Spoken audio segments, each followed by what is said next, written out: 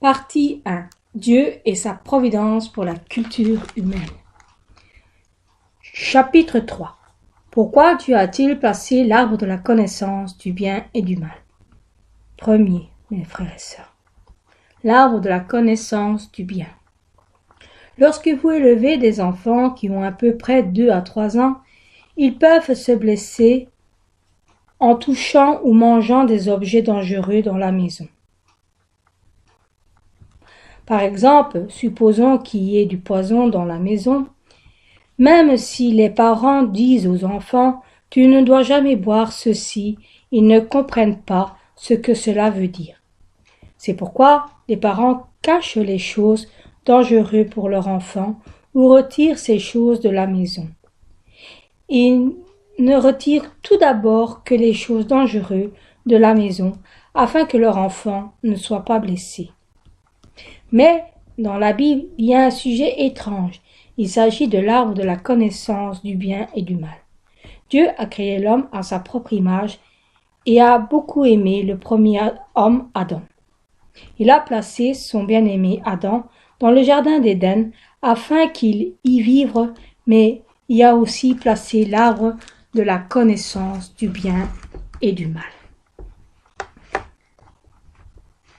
Mais si Adam en mangeait, il mourrait certainement.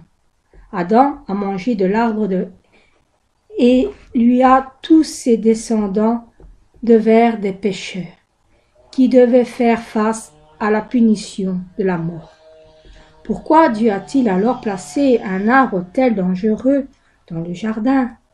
Dieu ne savait-il pas que Adam en mangeait? Alors cela signifie-t-il qu'il y avait quelque chose que Dieu ne savait pas? Et alors nous ne pouvons pas dire qu'il est omniscient. Cependant, si Dieu Tout-Puissant a placé l'arbre là, en sachant que toute chose cela signifie qu'il n'aimait pas Adam? Bien sûr que non. Dieu savait toutes choses et il aimait beaucoup Adam.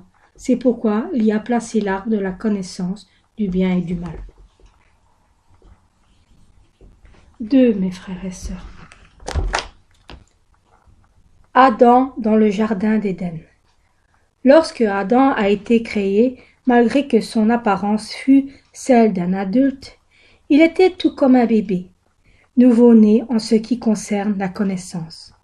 C'était tout comme un super ordinateur de haute technologie qui n'aurait pas de données au départ de cette situation. Adam a commencé à gagner toute espèce de connaissance, pas à pas directement de Dieu. Il a appris sur Dieu le monde spirituel, la vérité, la bonté, la lumière et beaucoup d'autres choses de la connaissance spirituelle, y compris la connaissance nécessaire pour tout diriger. Après qu'Adam ait acquis suffisamment de connaissances, il a finalement possédé les qualifications pour diriger et soumettre toutes choses en tant que Seigneur de la création. Genèse 2,19 dit « L'Éternel Dieu forma la terre, tous les animaux, les champs et tous les oiseaux du ciel. Il les fit venir vers l'homme pour voir comment il les appellerait et afin que tout être vivant porte le nom que lui donnerait l'homme. » Aujourd'hui même, le meilleur étudiant en ornithologie ne serait capable de connaître tous les noms et caractéristiques de tous les oiseaux de la terre. Mais Adam connaissait les caractéristiques et l'écologie non seulement de tous les oiseaux, mais aussi de tous les animaux, de manière à ce qu'il puisse tous les nommer de façon appropriée. Avec ce type d'étonnante connaissance et sagesse, Adam et Ève ont commencé à se multiplier en donnant naissance à de nombreux enfants. Genèse 1,28 dit « Dieu les a bénis et leur dit « Soyez féconds, multipliez, remplissez la terre et l'injusticié est dominé sur tous les poissons de la mer, sur les oiseaux du ciel et sur tout animal qui se meut sur la terre. Comme cela avait été dit, ils donnèrent naissance à de nombreux enfants, le fait qu'Adam et Ève donnaient naissance à des enfants dans le jardin d'Éden peut être trouvé dans la Bible. Dans le premier parti de Genèse 3:16, Dieu dit « Dieu augmentera les souffrances de ta grossesse, tu enfanteras avec douleur. » L'expression « augmentera » nous relève que Ève avait déjà apparuvement eu certaines douleurs d'accouchement. Afin que le bébé sorte, le pelvis doit s'élargir et il doit donc y avoir une certaine douleur. Mais avant la malédiction, la douleur était moindre. Mais après cela, Dieu dit qu'elle augmentera grandement. C'est pourquoi qu'il y a des fortes douleurs dans le travail de l'accouchement aujourd'hui. Le jardin d'Éden est l'endroit où il n'y a pas de maladie, de vieillissement, ni de mort. Tant de temps s'est écoulé pendant que Adam et Ève vivaient dans le jardin, que les anges ont été capables de se multiplier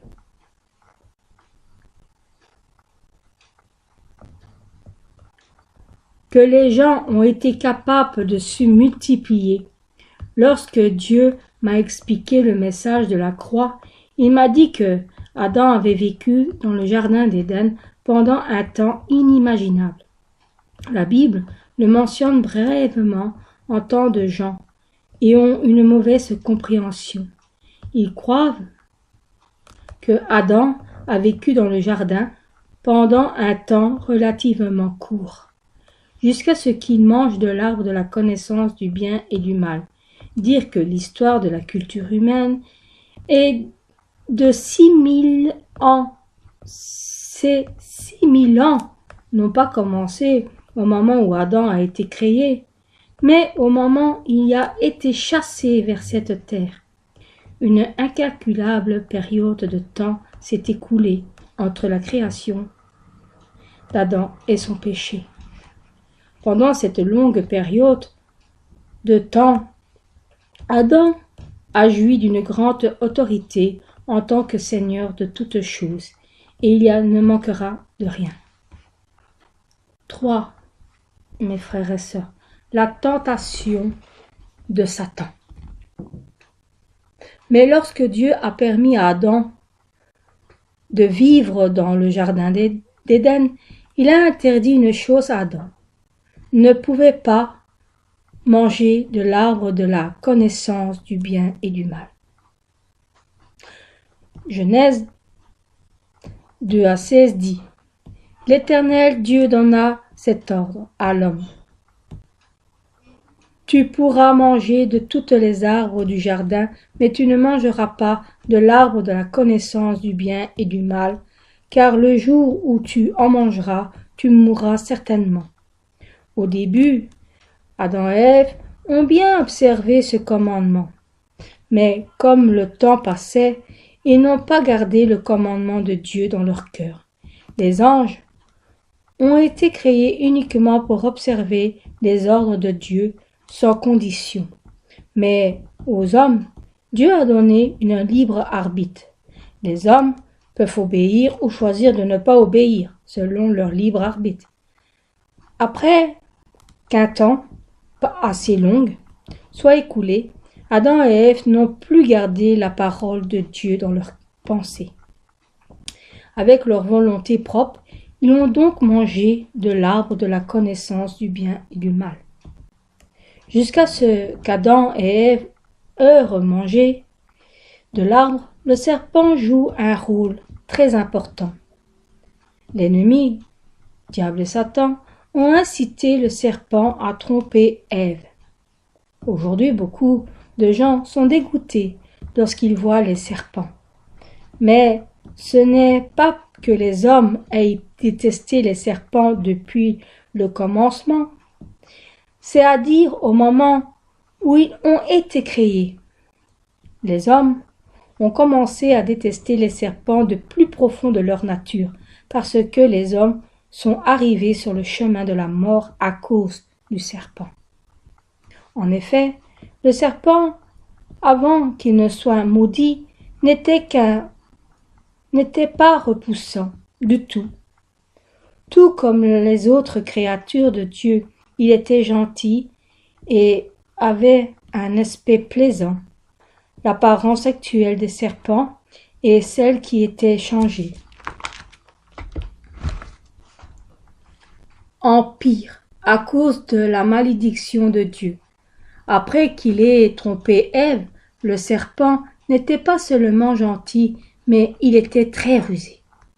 Cela veut dire qu'il était astucieux. Être rusé signifie, en d'autres termes, qu'il avait la sagesse pour gagner le cœur des gens. Le serpent était rusé de sorte qu'il pouvait plaire à Ève et gagner son cœur. Ainsi, lorsque le serpent a essayé de la tromper, il est évident qu'elle n'a pas été sur ses gardes. Lorsque vous menez une vie chrétienne, dans nombreux cas, l'ennemi diable Satan vous tente pour vous faire commettre des péchés au travers de ceux qui vous sont proches. Lorsque vous êtes tenté par votre famille, vos amis ou ceux que vous aimez, vous serez plus inclin et écarté de la vérité pour eux. Lorsque Satan a tenté Ève, il a choisi le serpent, qui était d'habitude très proche, très près d'Ève. Le serpent demanda un jour à la femme: « Dieu a-t-il réellement dit: vous ne mangerez pas des arbres du jardin ?» Et la femme lui répondit: « Nous pouvons manger des fruits des arbres du jardin, mais Dieu a dit: vous ne devez pas manger du fruit de l'arbre qui se trouve au milieu du jardin, et vous ne devez pas le toucher de peur que vous ne mourriez. » Dieu avait enfin dit: « Si vous en mangez, vous mourrez certainement. » Mais parce que Ève n'avait pas gardé la parole de Dieu dans son cœur, elle a répondu: « De peur que vous ne mouriez. » Elle a donc transformé la parole de Dieu comme si elle pouvait ou ne pouvait pas mourir, en mangeant du fruit de l'arbre. Si nous ne gardons pas la parole de Dieu dans notre cœur, mais que nous la transformons ainsi, nous serons plus facilement tentés par Satan la prochaine fois. Lorsque Ève a changé la parole de Dieu, le serpent a pu entrer dans cette porte. Le serpent dit: « Vous ne mourrez point, mais Dieu sait que le jour où vous en mangerez, vos yeux s'ouvriront et que vous serez comme Dieu, connaissant le bien et le mal. » Du point de vue, Ève n'avait même aucune intention de manger du fruit de l'arbre, parce que cela avait été interdit par Dieu. Mais lorsqu'elle a accepté la tentation du serpent, elle voulait devenir comme Dieu. C'est pourquoi lorsqu'elle a regardé l'arbre maintenant, il lui apparut totalement différent, comme la convoitise des yeux. La convoitise de la chair et l'orgueil de la vie avaient été agités. Le fruit paraissait bon à manger, agréable à la vue et aussi précieux pour ouvrir l'intelligence. Elle viola donc le commandement de Dieu et mangea de l'arbre, et elle en donna même à son mari, Adam, pour qu'il en mange. 4. Mes frères et sœurs, la désobéissance d'Adam. la conséquence de la désobéissance d'Adam et Ève au commandement de Dieu. La parole de Dieu qui dit « Vous mourrez certainement » fut accomplie dans leur vie, selon la loi du monde spirituel dans Romains 6 à 23. Le salaire du péché, c'est la mort.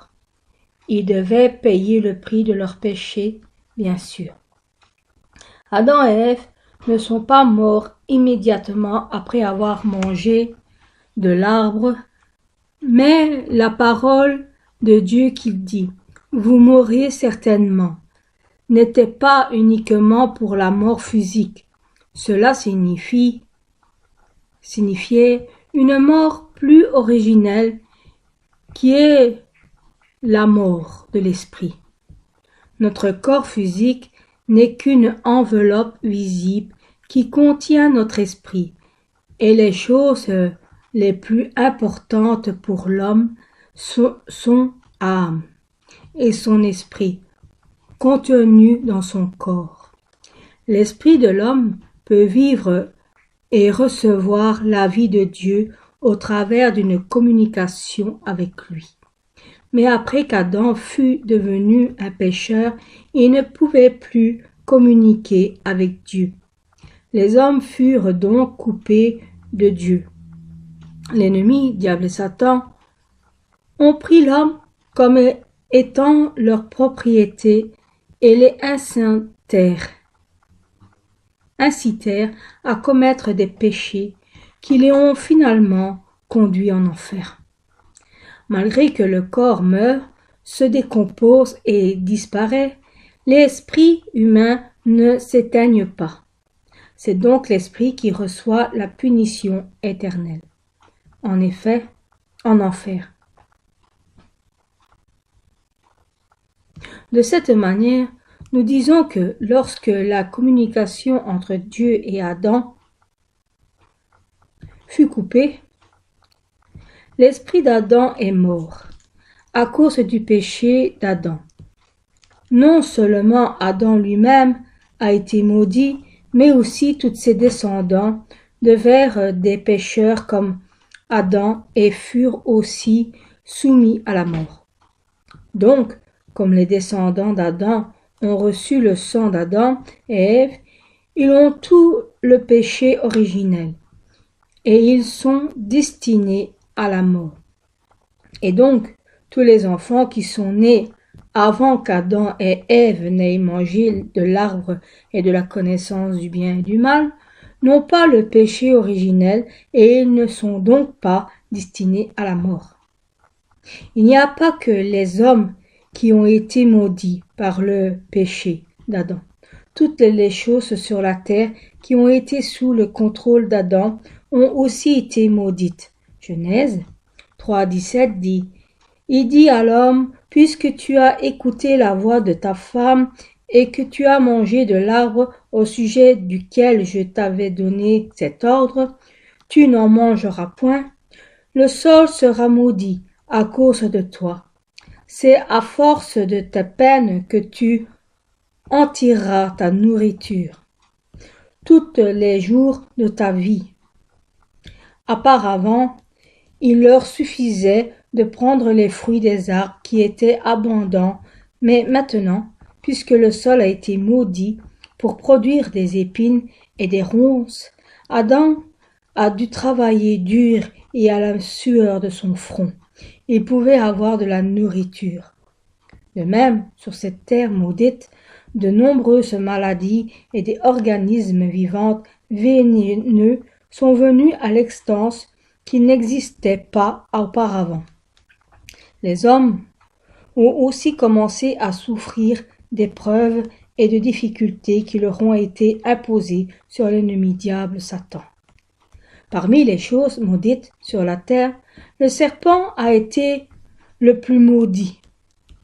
Genèse 3 à 14 dit « L'Éternel Dieu dit au serpent, « Puisque tu as fait cela, tu seras maudit entre toutes les bétails et entre tous les animaux des champs.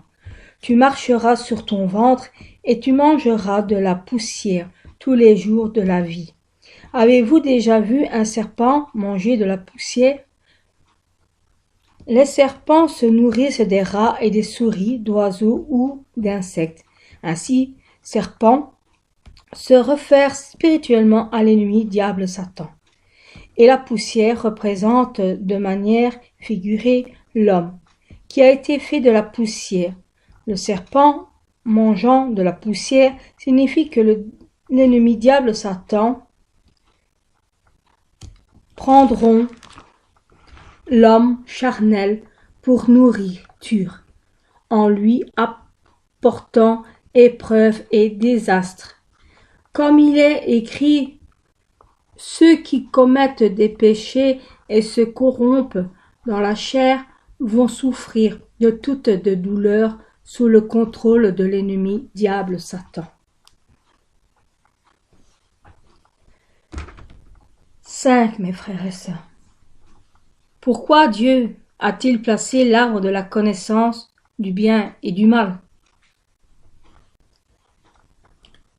Lorsqu'il entend parler d'Adam commettre le péché, les gens pourraient se poser une question.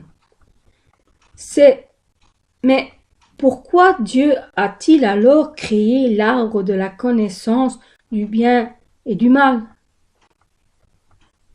Si Dieu n'avait pas placé cet arbre-là, Adam n'aurait jamais mangé. Il n'aurait donc pas commis de péché et il ne devait pas non plus recevoir la punition de la mort. Dieu savait certainement qu'il en mangeait.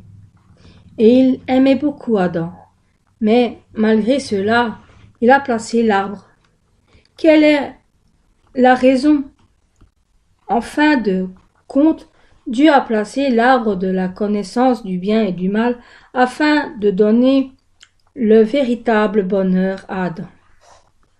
Le jardin d'Éden dans lequel habitait Adam était un endroit tellement beau et pacifique où rien ne manquait. Adam qui vivait dans ce jardin était très heureux.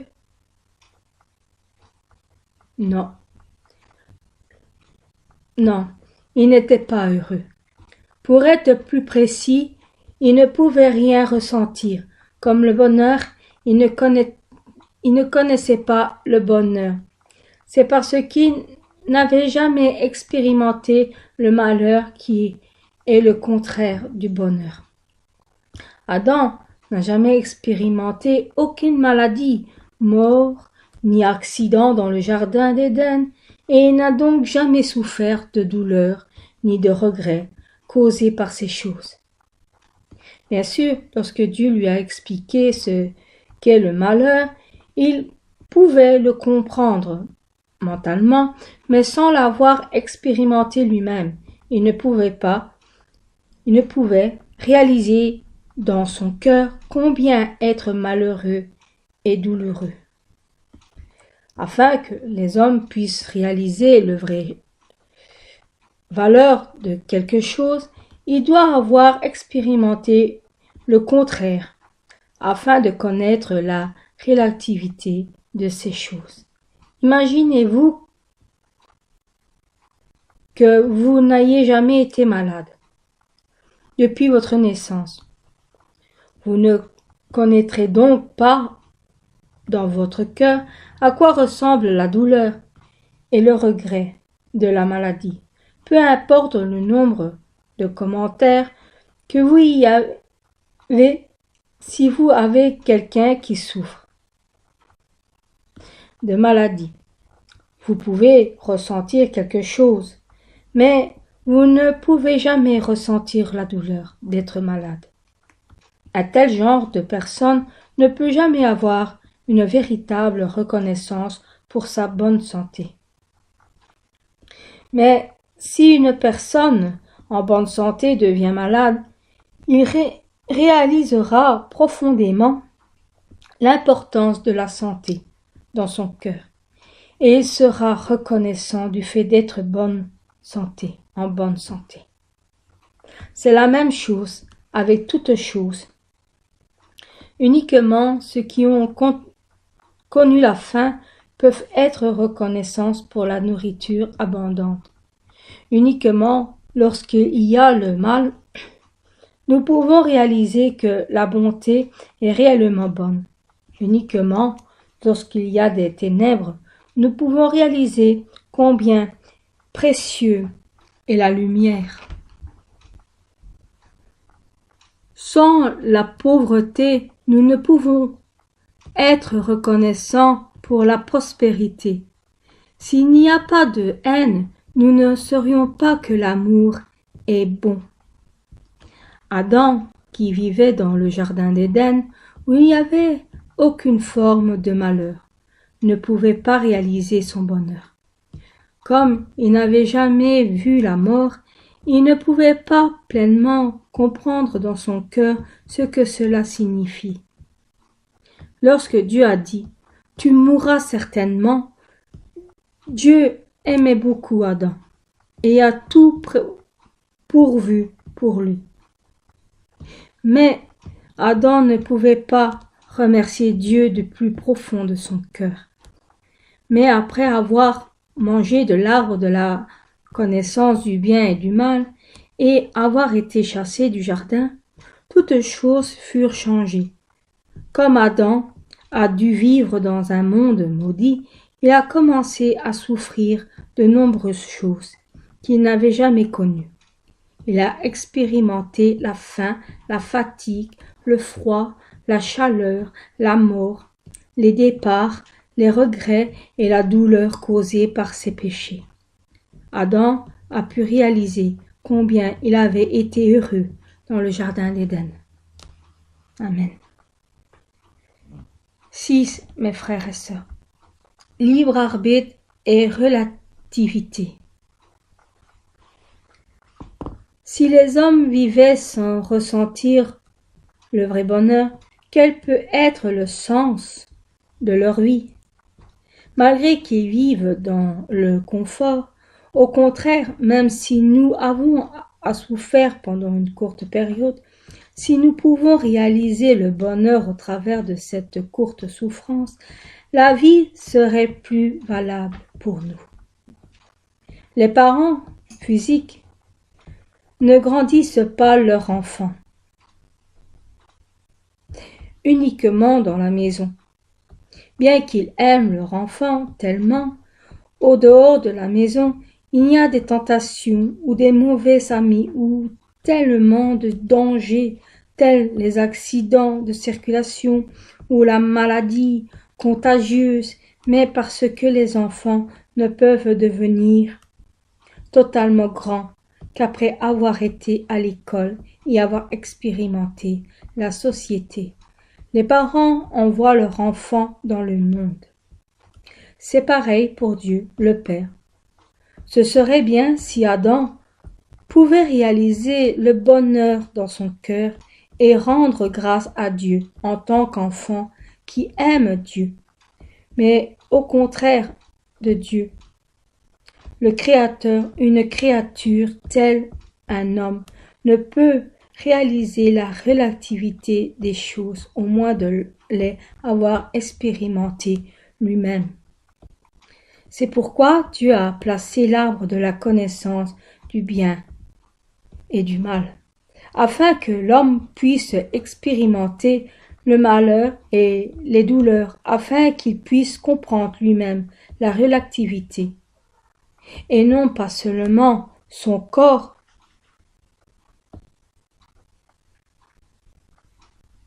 et non pas seulement son concept dans son intelligence, mais cela ne peut pas dire que Dieu ait poussé Adam à commettre un péché. C'est seulement que Dieu a permis à Adam de choisir avec son libre arbitre. Adam a finalement mangé de l'arbre et de la connaissance du bien et du mal, de sa volonté propre, et l'humanité a commencé à souffrir de nombreuses espèces de douleurs, telles que le froid, la chaleur, les maladies, la pauvreté, la faim, le désespoir, les pertes et la mort, Lorsque nous irons dans le royaume des cieux, après que nous soyons passés par la culture humaine sur cette terre, où nous souffrons, nous réaliserons combien bon est la vie. Dans le royaume des cieux, nous serons capables de réaliser profondément dans notre cœur que le royaume des cieux, où il n'y a pas de péché ni de malheur, est tellement beau, étant donné que nous aurons déjà expérimenté les péchés, les maladies, les regrets et la mort sur cette terre, nous rendrons grâce à Dieu. Amen. Du plus profond de notre cœur, pour nous donner un tel merveilleux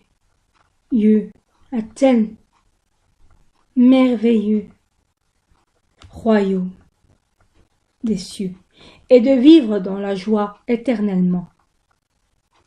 Ce jour-là, même après un temps long, nous ne changerons pas négativement, comme Adam, qui n'a pas été capable de garder la parole de Dieu dans son cœur.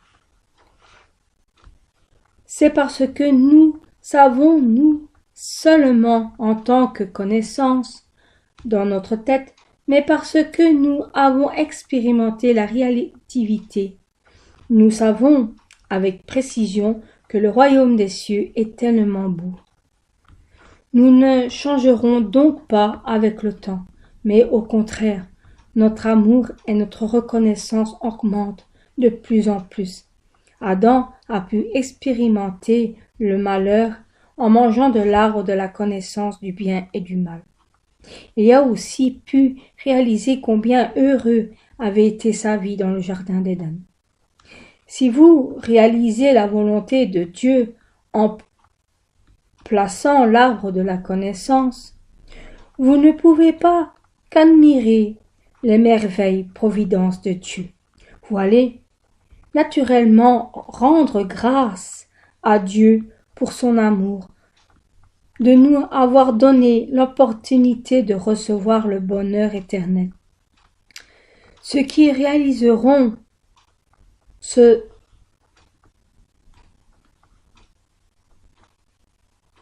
fait et ont l'espérance du ciel n'auront que la reconnaissance et de la joie, peu importe les gens de vie qu'ils mènent sur la terre. C'est pourquoi 2 Corinthiens 4, 17, 18 dit « Car nos légères afflictions du moment présent produit pour nous, au-delà de toute mesure, un point éternel de gloire, parce que nous regardons non point aux choses visibles, mais à celles qui sont visibles, car les choses visibles sont passagères et les invisibles sont éternelles. Peu importe quel genre de douleur nous souffrons sur la terre, cela est temporaire pour nous. Après cette vie, nous nous réjouirons du glorieux royaume des cieux et du bonheur éternel pour l'éternité. Amen. Amen, mes frères et sœurs. 7. Le libre arbitre d'Adam et le fait d'accepter le mal. Certaines personnes demandent comment Adam a-t-il pu commettre un péché alors qu'il n'avait pas du tout de péché. Adam n'a-t-il pas mangé de l'arbre de la reconnaissance du bien et du mal parce qu'il avait le mal en lui? Ce n'est pas le fait qu'Adam a mangé de l'arbre parce qu'il avait le mal en lui depuis le début. Il a eu pu manger de l'arbre parce qu'il avait le mal, mais parce qu'il avait le libre arbitre pour accepter le mal. Selon ce libre arbitre, il a désobéi à Dieu. et il a mangé du fruit. En faisant cela, le mal est arrivé à l'existence et il est arrivé à connaître ce qui est le mal en fait. Adam, qui ne connaissait pas le bonheur, la bonne chose, que de bonnes choses, est arrivé à voir ce que sont le mal et la chair aussi. Aujourd'hui, lorsque nous regardons au processus où les gens sont couverts de péché, nous pouvons comprendre comment le mal a atteint Adam. Par exemple, même un enfant qui fréquemment frappe les autres enfants n'était pas né pour frapper les autres depuis sa naissance. Bien sûr, étant donné qu'il est né avec le péché originel, il y a la nature du péché. Mais jusqu'à ce qu'il ait fait de frapper les autres, son habitude, et il faut qu'il y ait un processus de l'accepter. D'abord, il voit une autre personne frapper les autres et il imite cette personne. Lorsque lui frappe à son tour, un autre enfant, celui qui est frappé, commence à pleurer et il trouve cela amusant et il les répète. Il le répète et il le répète. S'il continue à le répéter, cela devient pour lui une habitude et il frappe continuellement les autres enfants. C'est pareil lorsque les adolescents apprennent à boire et à fumer. Ils n'en connaissent pas le goût lorsqu'ils boivent ou fument pour la première fois. Mais s'ils continuent, ils y prennent goût. Tandis qu'ils continuent à prendre ces choses, ils ne peuvent pas abandonner et deviennent liés.